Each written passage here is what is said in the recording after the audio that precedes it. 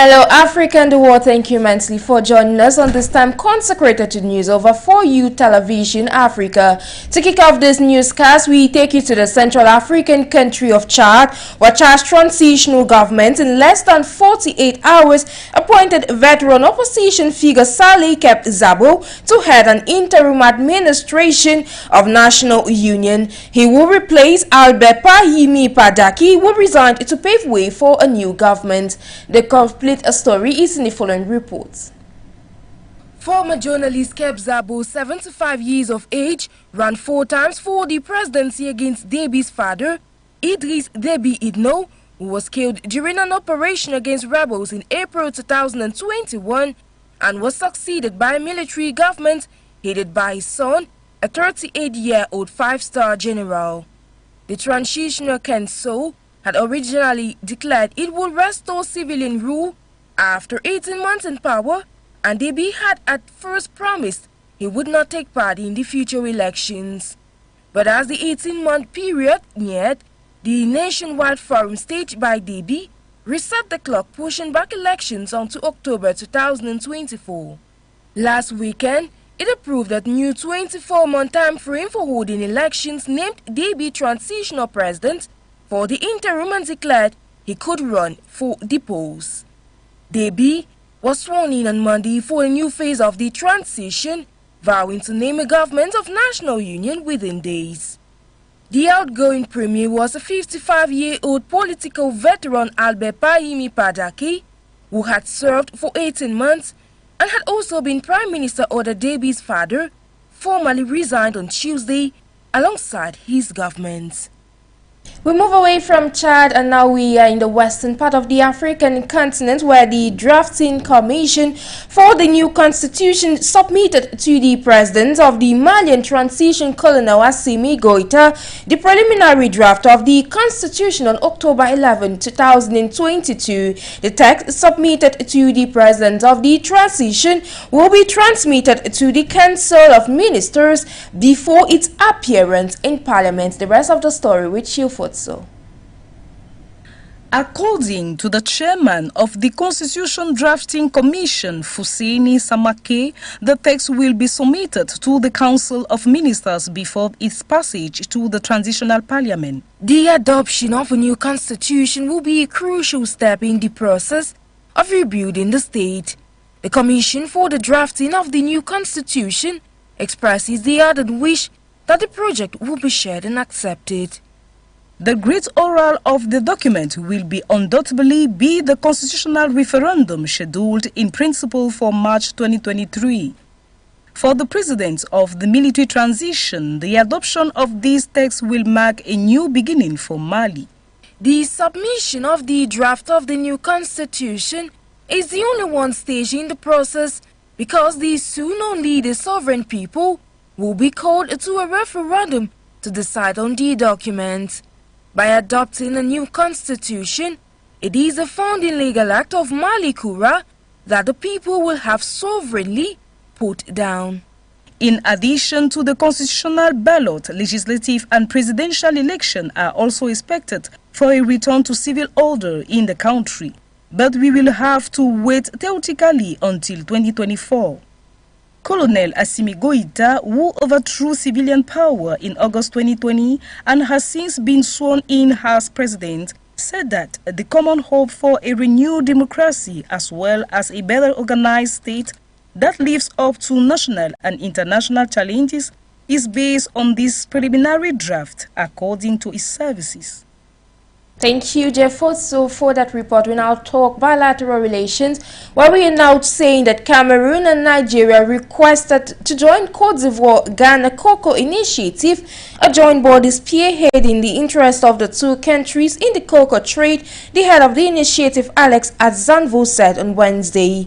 The initiative was set up after a 2018 declaration by Ivory Coast and Ghana, the world's first and second largest cocoa producers, on which willingness to define a common sustainable cocoa strategy that could raise prices set to the farmers. It was created with the view of including other African countries, and Cameroon and Nigeria have sent representatives, of course, as they were invited to the meeting to begin the process of joining the initiative.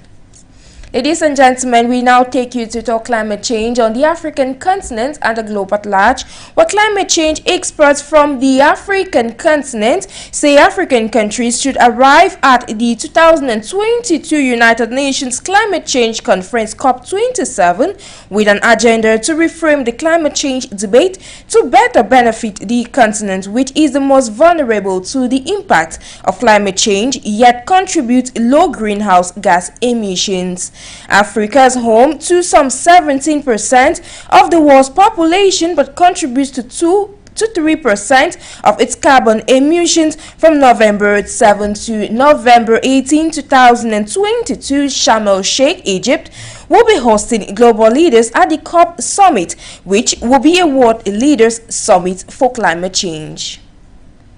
We now move away from climate change to talk health on the African continent, where the World Health Organization chief, Ghebreyesus Adhanom, during a virtual meeting, said that a clinical trial of vaccines that could potentially combat the Sudan strain of Ebola driving in the outbreak in Uganda could start within weeks. Take a listen to this report. Uganda and the whole of East Africa can now see light at the end of a tunnel in the fight against Ebola. World Health Organization Chief Tedros Adhanom Ghebreyesus said a clinical trial of vaccines potentially combat the Sudan strain of Ebola, driving an outbreak in Uganda that could start within weeks. The East African country declared an outbreak of Ebola on the 20th of September and said infections were being caused by the Sudan strain. So far, Uganda's health ministries confirmed a total of 54 Ebola cases and 19 deaths, including health workers. They have been worried the spread of the infection in the country could be difficult to contain since there is no vaccine of the strain. For now, the infections are concentrated in a cluster of 5 districts in central Uganda. In a virtual address to a meeting of Africa regional health officials in Uganda's capital, Kampala, Tedros said several vaccines are currently being developed that could deal with the Sudan strain. 2 of those vaccines could be put in clinical trial in Uganda in the coming weeks pending regulatory and other approvals from the Ugandan government, he said.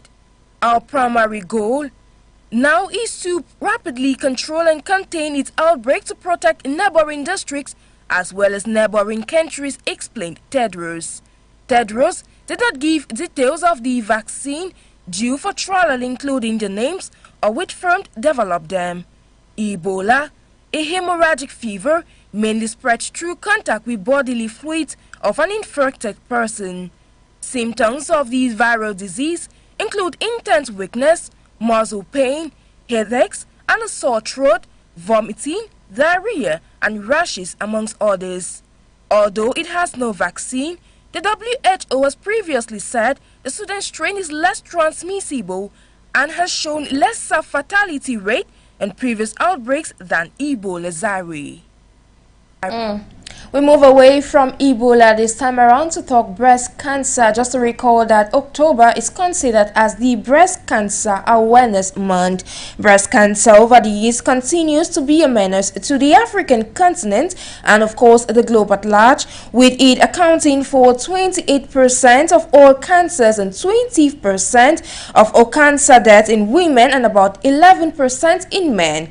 Is Africa really up to the task when it comes to combating these deadly disease? Find out in the following report. Breast cancer is cancer that forms in the cells of the breast and is globally a menace that afflicts mostly women and a public health burden in sub-Saharan Africa, as it accounts for high rates of global cancer-related deaths in women. Although the disease incidence in Africa seems lower, mortality rates are disproportionately high in comparison to high-income countries.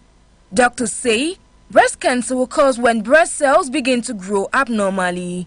These cells divide more rapidly than healthy cells do and continue to accumulate, forming a lump or mass. While the records of cancer linked to gene mutations pass through generations of a family. Statistics illustrate in Africa, breast cancer is responsible for 28% of all cancers, 20% all cancer deaths in women, and about 11% in male. Incidence rates are still generally low in Africa, estimated by 35 per 100,000 women in most countries, as compared to over 90 to 120 per 100,000 in Europe or North America. Precise incidence figures in Africa are lacking given the absence of cancer registration in most African countries. According to the Center for Disease Control and Prevention, some of the symptoms are lumps in the breast or underarm, thickening or swelling of part of the breast, irritation or dimpling of breast skin, pulling in of the nipple or pain in the nipple area, nipple discharge other than breast milk including blood, any change in the size or shape of the breast, pain in any area of the breast. Nonetheless, breast cancers could be treated depending on the type of breast cancer, its stage and grade, and whether the cancer cells are sensitive to hormones. Amidst all these, one can't help but ask if Africa is up to the task. Is Africa truly up to the task? Is on that report on breast cancer that we draw down the curtains of these midday newscasts over For You Television. I have been Jix Nabase for presentation. Do have a great day in company of our programs.